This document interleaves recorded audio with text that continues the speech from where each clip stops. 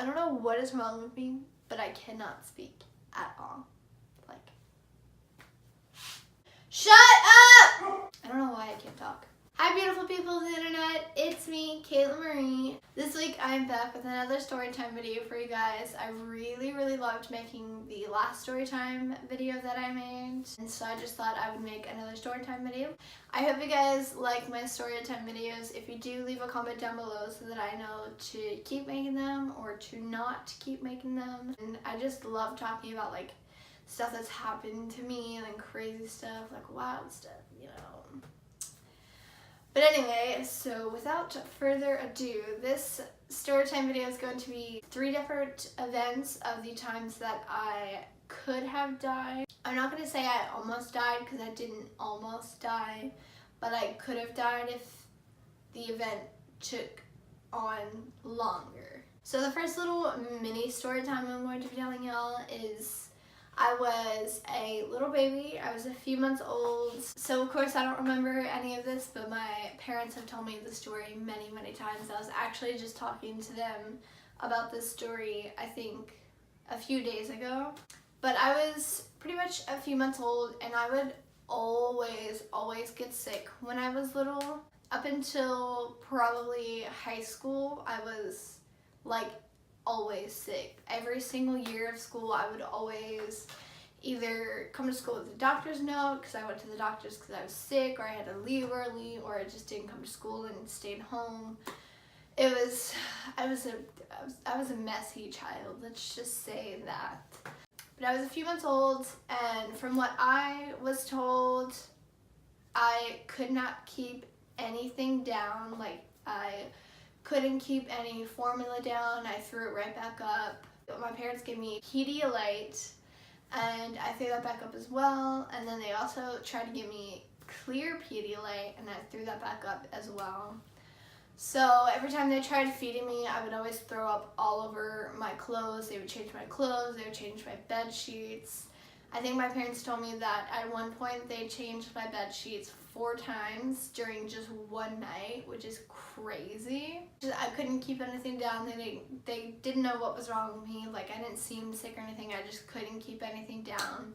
So they took me to the hospital, and they tried to give me like IVs. I still could not keep anything down. To this day, I don't know exactly what was wrong with me, or like if I was seriously ill, or if I actually could have died. I look back at that and like, I could have died, you know, like, kind of scary. So the next little mini story time is going to be another time where I was very ill and almost went to the hospital. So I believe I was either in 3rd or 4th grade. I could be wrong. I think I was around 3rd or 4th grade. During elementary school, I would always get strep throat every single year. So I went to school that day, and then I think I told my teacher that I wasn't feeling well or something, and she sent me to the nurse. And apparently I had a really high fever of either, it was 103 or 104, I can't remember. I was feeling like really crappy, really sick, and I didn't want to be at school. So of course the nurse called my mom, because you can't keep a sick child with a fever of 103 at school, like they're gonna get everybody else sick. So she called my mom, and she was like, hey, your child's sick, she's in the nurse, she's got a fever of 103, like, you need to come pick her up. So my mom came and picked me up, and I remember falling asleep in the car ride home, and my mom was talking to me, and she was like, Caitlin. And apparently I just, like, I wasn't paying attention. I think I had either dozed off or fallen asleep or something. And my mom thought that I had passed out because I had such a high fever that, you know, I could have passed out, and she got really scared. But then we went home, and she took care of me, but we didn't go to the doctor that night. So I went to bed like normal. They gave me medicine. I went to bed like normal. And then I woke up in the middle of the night, and I went to my parents' bathroom that was connected to their bedroom. So it was their master bedroom, and then they had like a little bathroom connected to their bedroom but which also was connected to a hallway so I could use the bathroom.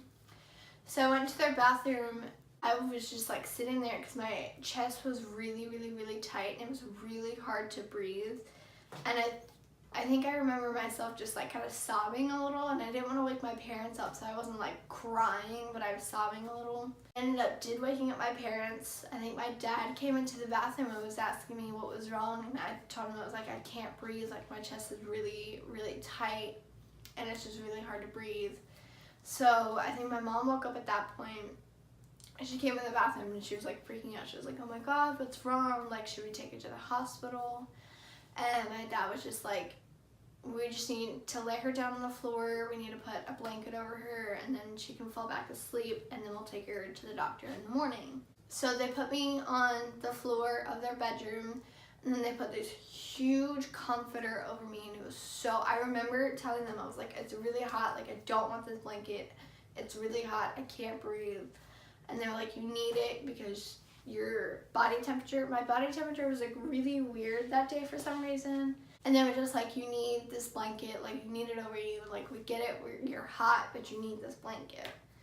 So I think I just ended up going to sleep. I think I went to the doctor the next morning, I can't remember, but it was obviously strep throat.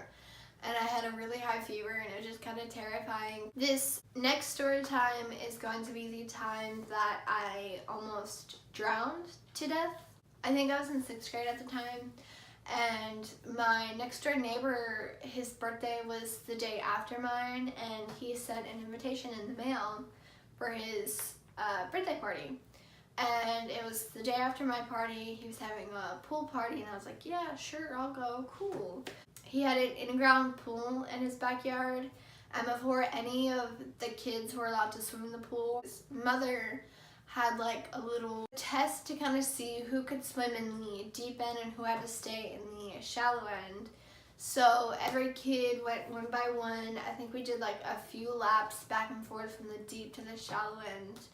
And my time comes around, and I start swimming, and I think I get to kind of like the halfway point where it wasn't shallow, but it wasn't deep. It was kind of midway.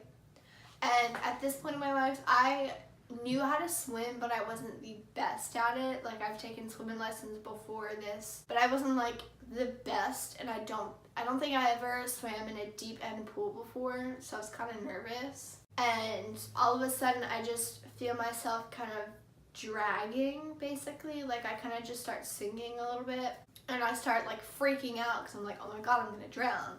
So I'm like trying to swim back up to the top of the water, and I just keep going up and down and up and down and up and down, and nobody is paying attention to me. Like, all of the parents were in the circle and they weren't paying attention to me, so I just kept like, I was gasping for air, and I was trying to get up above the surface, and I was kind of close to the wall, but I wasn't close enough that I could grab it and just pull myself up. So I just kept like going up and down and up and down, and finally somebody comes and like helps me up, gets me onto the wall, and I start like coughing and gasping for air. They're like, okay, well obviously you need floaties to go in the deep end or whatever. And I was just thinking in my head, like, y'all weren't watching me, like I could have drowned. What's wrong with you? Hello, drowning here. So I ended up being okay. I didn't drown, thankfully. So those were 3 mini story times of the times that I could have drowned if those situations led any further. If you like these story times from me, let me know in the comments down below. I think I'm gonna do story time videos every other week. But let me know what you guys think in the comments down below. Should I do story times every other week? Should I limit them? But thank you guys so much for watching. I appreciate every single one of you more than you will ever know. Make sure to give this video a like if you liked it. Or don't forget to hit that subscribe button. And don't forget to hit my post notifications so you never miss when I post. And I will see you guys next week. Bye guys!